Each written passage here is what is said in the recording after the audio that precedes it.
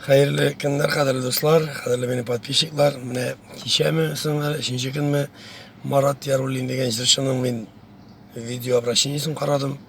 Бек шундай дегене қырсықына сыяшып отыра ол.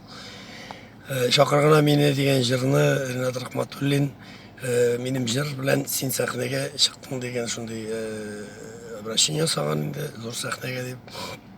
Анда көп әйберләр әйткән минем турыда. Мин әйтәсем килә,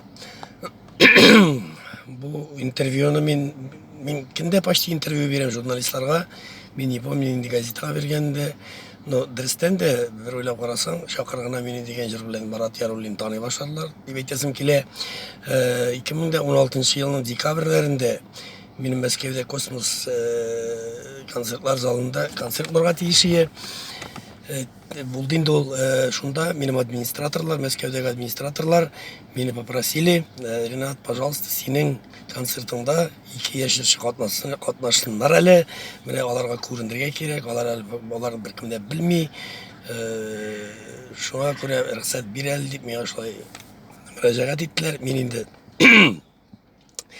буларга килештем, булар белән, администраторлар белән.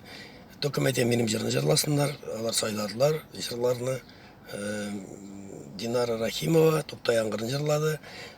Менә шушы Марат Яруллин деген жигит шакыргына мин деген жырны сайлап алды. Мен бердим инде добро.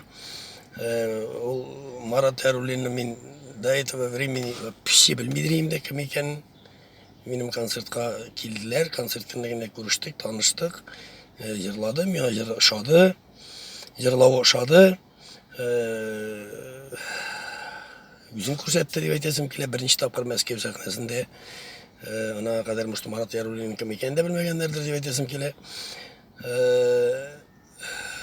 Аннан соң ул миннән шалтыратып сорады: Ринат абый, шушы чакыргына мине жырыңны мин банкетларда гына башкарсам, можнамы дип сорады ул. Мин популярный кеше түгел инде, зур сәхнәләрдә җырмыйм мин, җырламыйм мин ул җырны, только чисто банкетларда гына дип миңа попросить итте. Ладно, мәйтәм, мәйтәм, зур сәхнәләрдә җырлама, дискларга ниләргә чыгарма, мәйтәм, чисто банкетларда гына мәйтәм җырла дидем. Вот шул. Но күпмедер вакыттан соң ишетәм, Марат Яруллин монда җырлый, Марат Яруллин концертта, Солянкадан миңа әйтәләр: Ринат Рахматуллин синең җырыңны җырлый Марат Яруллин. Соцсетька кирип китте бу җыр уже, соцсетьта Марат Яруллин чыгарган чакыргына мине без спроса, без разрешения. Мин шалтыраттым да, Марат, мәйтәм, бу җыр белән син, мәйтәм, манипулировать итә башладың уже. Мин әйтәм, җырлыйсың, обещать иттең банкетларда җырларга, концертларда, солянкаларда җырлап җырлыйсың икән, мәйтәм. Диснейдә соцсетька чыгаргансың, мәйтәм, бу җырны, как исполнитель. Или мәйтәм, син ул җырны туктатасың җырлавыңны, или сатып ал дидем. Да, сатып алды ул аны, ул җырны без сөйләштек. Сатып алды җырны. Но аның сөйләве буенча ул анда әйткән: все права принадлежат миңа деген чакыргына мине. Менә бу җирдә ул бераз ошибка җибәрә. Ул җырны мин тоже как автор, мин ул җырны любой җирдә башкара алам, любой концертта җырлый алам. Шуңа күрә аның сүзләре бу сүзләр дөрес түгел. Аннан соң тагын әйтәсем килә, мин бу җырга яңа сулыш бирдем, давно забытые эти песни деген.